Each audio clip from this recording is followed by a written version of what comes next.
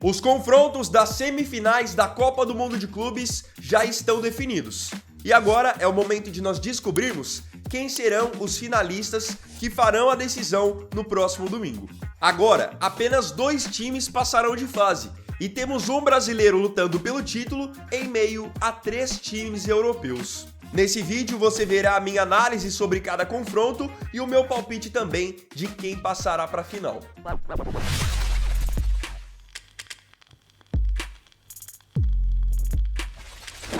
Nessa reta final de Copa do Mundo de Clubes, você não perde nada sobre estatísticas, escalações, horários e resultados se você tiver o aplicativo SofaScore aí no seu celular. O aplicativo ele é leve, totalmente gratuito e completo para você que realmente gosta de futebol. Vou deixar o link para você que quiser baixar o aplicativo aqui na descrição ou então simplesmente escaneie esse QR Code aqui. Dá uma chance para o SofaScore que eu garanto que você vai gostar. Falando primeiramente sobre as datas das semifinais, nós teremos uma semifinal na terça-feira, dia 8, e a outra semifinal na quarta-feira, dia 9.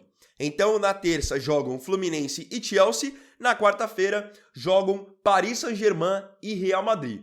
Tem esse um dia de diferença, porque o Fluminense e o Chelsea tinham jogado na sexta-feira, e aí depois o PSG e o Real Madrid jogaram no sábado. Então, essa é uma maneira de que eles possam ter dias iguais para descansar. Vamos começar pelo lado esquerdo da chave, que é o lado do Fluminense. O Flu chegou até a semifinal após eliminar o Al Hilal da Arábia Saudita nas quartas de final com uma grande atuação. E o Chelsea eliminou o outro brasileiro da chave, o Palmeiras, com uma vitória por 2-1, com gol marcado no finalzinho numa falha do goleiro, o Everton. Fluminense e Chelsea é um jogo que não tem muito segredo e acredito que não tem como o Maresca tentar surpreender o Renato ou o Renato tentar surpreender o Maresca. Todo mundo já sabe como o Fluminense joga e como o Chelsea joga também.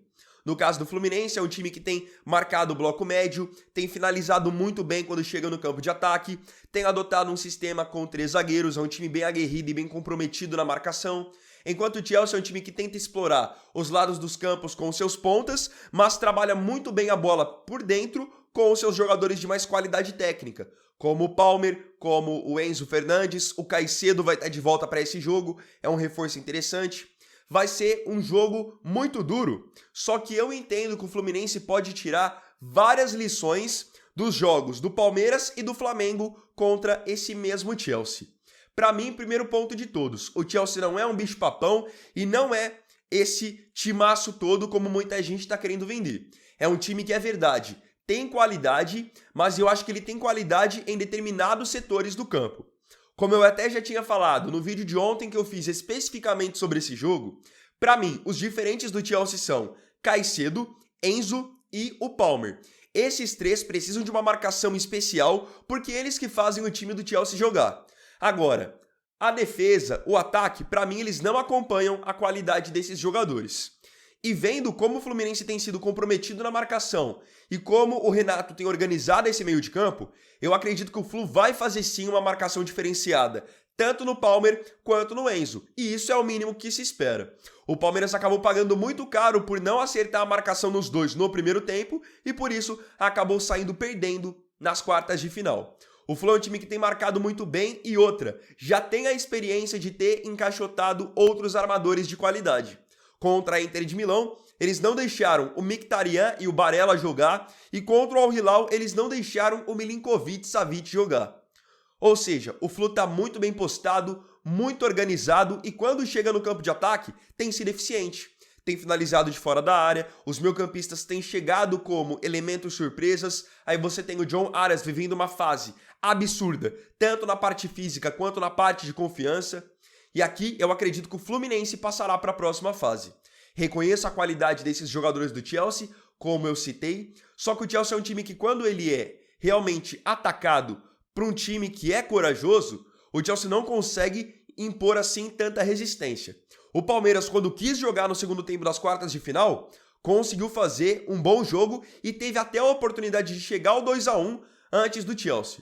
O Flamengo mostrou também ao longo da Copa do Mundo de Clubes que se você quiser jogar contra o Chelsea vai te dar a bola e você vai ter a oportunidade de criar. E o Flu tem mostrado essa vontade e essa coragem para sair para o jogo quando o adversário dá a posse. E esse é o mais importante, não se intimidar. Para mim, um dos fatores que eliminou o Palmeiras foi justamente o Palmeiras no primeiro tempo ter aberto mão de jogar. O Fluminense não tem tido essa postura e é por isso que eu acredito muito que o Fluminense conseguirá chegar na final. Até porque parece que tudo conspira a favor do Fluminense. O time chega, consegue finalizar, consegue fazer os gols, na marcação está extremamente encaixado e um fator que é também de suma importância. Quando o Thiago Silva não consegue salvar, ou alguém da zaga, ou que sejam os laterais, quando o Fluminense precisa do goleiro Fábio, ele tá lá pronto para fazer a diferença. Vocês viram isso contra a Inter de Milão, com ele defendendo as finalizações do Lautaro Martinez na reta final do jogo, e viram isso contra o Al Hilal, onde ele fez uma defesa numa cabeçada do Koulibaly sensacional. E outra, só lembrando, ele tá com 45 anos e tá com um reflexo como se tivesse 20. Falando agora do outro jogo, do outro lado da chave, que é um confronto europeu. Paris Saint-Germain e Real Madrid. Times que já se enfrentaram em anos anteriores na Liga dos Campeões. Dessa vez o PSG é o atual detentor do título da Liga dos Campeões. Enquanto o Real vem de uma temporada conturbada, mas começa esse novo trabalho com o Xabi Alonso de uma maneira bem promissora. Eu tenho acompanhado os jogos do Real Madrid, tenho gostado bastante das alterações feitas pelo Xabi Alonso. Ele, por exemplo, abriu mão de jogar com 3 atacantes, tá jogando agora com 3 zagueiros e 2 alas, trouxe o Arda Güler para o time titular, fazendo o Real Madrid ter mais a posse de bola, realmente trabalhar mais isso, que era uma coisa que o Real Madrid em geral não fazia. Tem agora para essa reta final o retorno do Mbappé, que fez já um golaço contra o Borussia Dortmund, enquanto o PSG teve vida dura contra o Bayern de Munique, soube sofrer em muitos momentos, mas mostrou mais uma vez que é um time fatal. Se você der campo para o PSG conseguir te agredir, eles têm jogadores de muita velocidade que no mano a mano, se pegarem ali 2-2, 3-3, vão criar jogada de perigo. Isso ficou nítido contra o Bayern. O Bayern é um time que tem um ótimo sistema defensivo, um meio-campo muito combativo e mesmo assim acabou sendo eliminado com o PSG fazendo até o segundo gol, tendo 2 jogadores a menos em campo.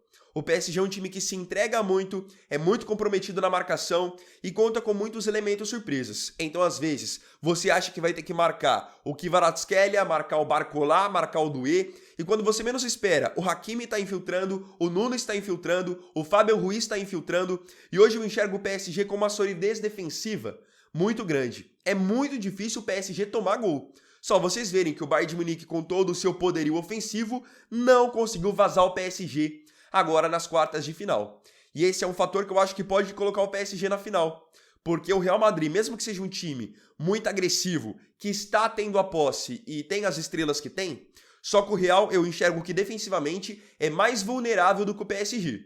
O Real Madrid dá muito mais chances para finalizações de fora da área, coloca o Courtois em geral muito mais para trabalhar, e o PSG eu já não vejo assim.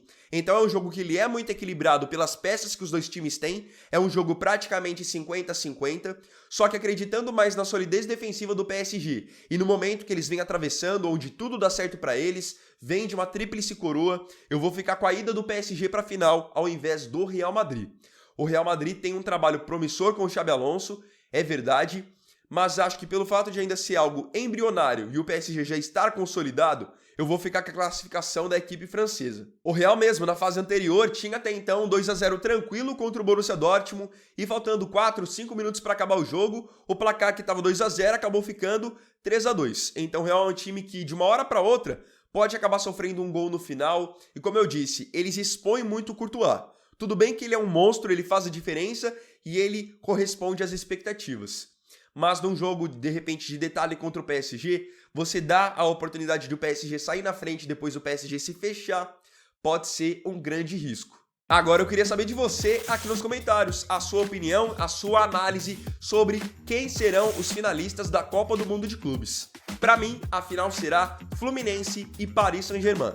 Coloca aqui nos comentários quais são os seus palpites também.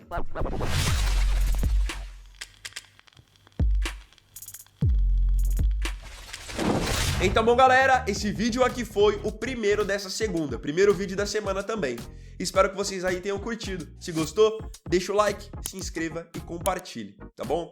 Então é isso galera, mais tarde tem outro vídeo pra vocês no canal, então fiquem com Deus e uma excelente semana que seja extremamente abençoada. Vini Wagner aqui, valeu, falou e fui!